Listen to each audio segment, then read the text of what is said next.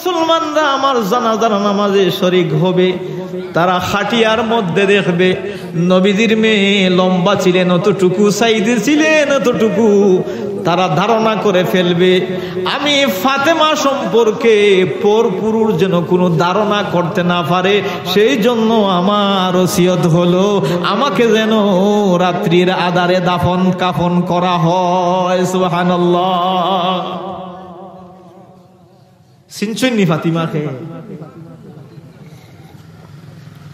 হযরত ফাতিমা রাদিয়াল্লাহু তাআলা আনহা নবীজির খেদমতে হুজরা শরীফের মধ্যে বাপ আর বেটি বসে গল্প করতেছেন। এমন সময় নবীজির একজন সাহাবী, আমার মায়েরা গভীর মনোযোগ, যতদূর পর্যন্ত মাইকের আওয়াজ যাচ্ছে রে মা, গভীর মনোযোগ দিয়ে শুনো, হয়তো একটি নসিহত আপনার হেদায়েতের জন্য যথেষ্ট হতে পারে রে মা। এই দুনিয়াটা কিন্তু রং ডং তামসার জন্য নয় রে মা। আদ-দুনিয়া ও সিজনুল মুমিনিন। আমার নবীজি বলেন, আপনি যদি মুমিন হন দুনিয়া হবে আপনার জন্য জেলখানা, ওয়া জান্নাতুল লিল কাফিরিন। আর যদি আপনি কাফের হন, আপনি যদি ৭১ টেলিভিশনের উপস্থাপিকা হন, তাহলে এই দুনিয়াটা হবে আপনার জন্য জান্নাত। ঠিক কিনা মাগো? যদি ফাতেমার সাথে জান্নাতে যেতে চান গো মা, নসিহতটি গভীর মনোযোগ সহকারে শোনো গো মা। নবীজির মেয়ে মা ফাতেমা নবীজির হুজরা মুবারকের মধ্যে বাপ এবং মেয়ে দিনই আলাপ আলোচনা করতেছেন। এমন সময় নবীজির একজন সাহাবী, হাদিস শরীফের আলোচনা, আব্দুল্লাহ বিন মকতুম রাদিয়াল্লাহু তাআলা আনহু, যিনি ছিলেন অন্ধ, চোখে দেখতেন না। আমার নবী আব্দুল্লাহ বিন মকতুমকে নবীজির হুজরার মধ্যে, ঘরের মধ্যে প্রবেশ করার জন্য আজীবন অনুমতি দিয়েছিলেন। সুবহানাল্লাহ। আমার নবীজির হুজরা মুবারকে আব্দুল্লাহ বিন মকতুম রাদিয়াল্লাহু তাআলা আনহু যখন প্রবেশ করলেন, নবীজির পাশ থেকে ফাতিমা একটি দৌড় মেরে অন্দর মহলে চলে গেলেন। সুবহানাল্লাহ। আব্দুল্লাহ বিন মকতুম রাদিয়াল্লাহু তাআলা আনহু আমার নবীর খেদমতে যে সময়টুকু ছিলেন, এই সময়ের মধ্যে ফাতেমা তো আল্লাহর নবীর খেদমতে আসেনি না। আব্দুল্লাহ চলে যাওয়ার পর নবীজি ডাক দিলেন, ফাতেমা রে ফাতেমা, মা এদিকে আসো রে মা। ও ফাতেমা, ফাতেমা রে এদিকে আসো। তুমি বাবার কাছ থেকে কেন দূরে সরে গেলে রে মা? আব্দুল্লাহ বিন মকতুম সে তো অন্ধ সাহাবী, ফাতেমা রে আব্দুল্লাহ তো চোখে দেখে না, এখানে আবার পর্দার কি আছে? সুবহানাল্লাহ। হযরতে ফাতেমা বলেন, ইয়া রাসূলুল্লাহ, ওগো আল্লাহর নবী, আমি আপনার মেয়ে ফাতেমা। বাবা গো, ইয়া রাসূলুল্লাহ, আপনার সাহাবী আব্দুল্লাহ অন্ধ গণবিজি, আব্দুল্লাহ চোখে দেখে না, সে তো আমি ফাতেমাকে দেখবে না, সে তো গুনাহগার হবে না। ওগো বাবা,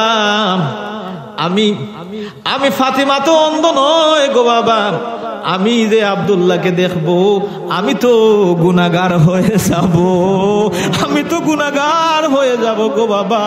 বিশ্ব নবীর মেয়ে হয়ে কি অন্ধ কোন পরপুরুষকে দেখা যায়? সুবহানাল্লাহ।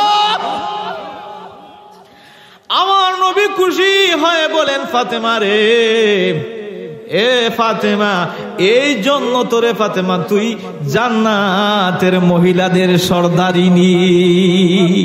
আমার মা, মাগো, এই বিজ্ঞানের যুগে, এই প্রযুক্তির যুগে কত ইন্টারনেট চালাইলাই রে মা, টেলিভিশন তো ডিলেট হয়ে গেছে, ঠিক কিনা? টেলিভিশন মোবাইলে খাইয়া ফেলাইছে। আবার কাহারও করে টেলিভিশন এখনো আছে, টেলিভিশন আছে, ইন্ডিয়ার ফিল্ম তো এখনো বন্ধ হয় নাই, স্টার জলসা, জি বাংলা, জি সিনেমা, এগুলা তো এখনো বন্ধ হয় নাই। মাগো টেলিভিশনের মধ্যে কত পুরুষ দেখলা, নিজের মোবাইলে কত ফিল্ম দেখলা রে মা, কত পুরুষ দেখলা। ফাতিমার জীবনের এই হাদিসটি একটিবার অনুসরণ করে একটিবার চিন্তা করো, আপনি কতটা জাহান্নাম খরিদ করতেছো। পরিশেষে বলতে চাই, আমি আমার লস্করপুর এলাকার মা বই নকলরে, আমরা যেহেতু আল্লাহ রব্বুল আলামিন আমরা ভাগ্য অত্যন্ত বালা।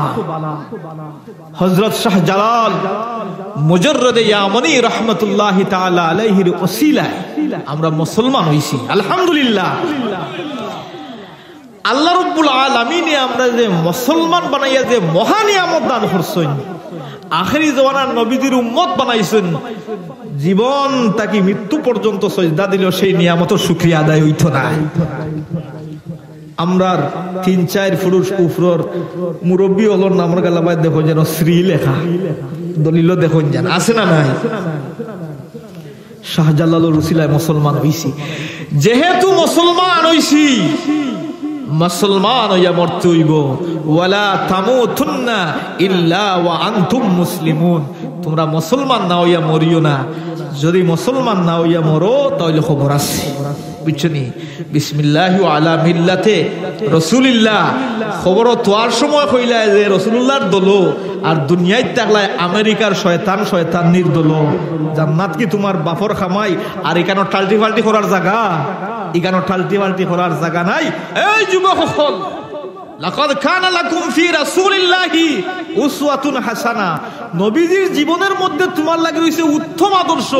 কোন ডিজাইনে তুমি চুল কাটতায়, কোন ডিজাইনে দাড়ি কাটতায়, কোন ডিজাইনে নখ কাটতায়, আমার নবীর জীবনীত নাইনি।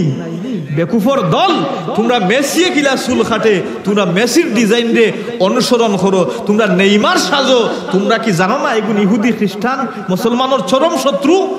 তোমরা যদি খোয়া হয় যে হাসরের দিন একটা মুহূর্ত নেইমারের লগে জাহান্নামও জল, একটা সেকেন্ড মেসির লগে জাহান্নামও জল, রোনাল্ডোর লগে একটা সেকেন্ড জল, বলা সম্ভব হইব? সুতরাং কাফের মুশরিকের স্টাইলের দাড়ি নয়, দাড়ি হইব আমার নবীজির সুন্নত কিভাবে আসিল। নিজে হাদিস পড়া জানো না, দেখো একজন নাইবে রসুলের চেহারার দিকে তাকাও, নাইবে রসুল কিভাবে দাড়ি কাটছেন, সেও দাড়ি রাখে। তোমার মতো দাড়ি বাংলাদেশের ইন্দু ফুয়াইতে রাখুন কি রাখুন না? তোমার এই দাড়ি একটা নবীর সুন্নত নাই, তুমি নবীর এই সুন্নত নিয়ে ঠাট্টা করলাই, বিদ্রুপ করলাই। সেই ঠাট্টা এবং বিদ্রুপ তোমার জাহান্নামে যাওয়ার অন্যতম কারণ হইতে পারে। সুতরাং সাবধান। আমার মা হলরে হইয়ার চুল রাখা আমার নবীজির সুন্নত, চুল রাখা আমার নবী বেঠিনুল্লাহ চুল রাখছেন নি, নবীর বিবিও হলে আসলো না নি। হযরত ফাতেমায় তো নবী যেভাবে হইয়াছেন ওভাবে চুল রাখছেন। হযরত খাদিজাতুল কুবরা রাদিয়াল্লাহু তাআলা আনহা, নবীজি যেভাবে কইছেন ওভাবে চুল রাখছেন। হযরত খাদিজাতুল কুবরা রাদিয়াল্লাহু তাআলা আনহা, নবীজি যেভাবে নখ কাটার কথা কইছেন সেইভাবে কাটছেন। সুতরাং তুমি খাদিজারে অনুসরণ করো, তুমি আয়েশারে অনুসরণ করো, তুমি ফাতেমা রাদিয়াল্লাহু তাআলা আনহুমা হলরে অনুসরণ করো, তখন তুমি তারার লগে জান্নাতে যাইবা।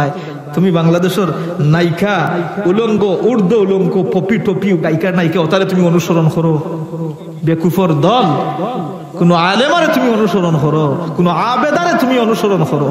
আল্লাহ রাব্বুল আলামিন আমরারে আল্লাহর দ্বীন বুঝিয়া আমল করার তৌফিক দান করুকা।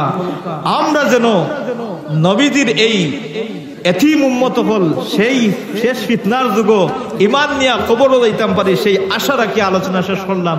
ওয়া আখিরু দাওয়ানা আলহামদুলিল্লাহি রাব্বিল আলামিন। ওয়া আসসালামু আলাইকুম ওয়া রাহমাতুল্লাহি ওয়া বারাকাতুহু।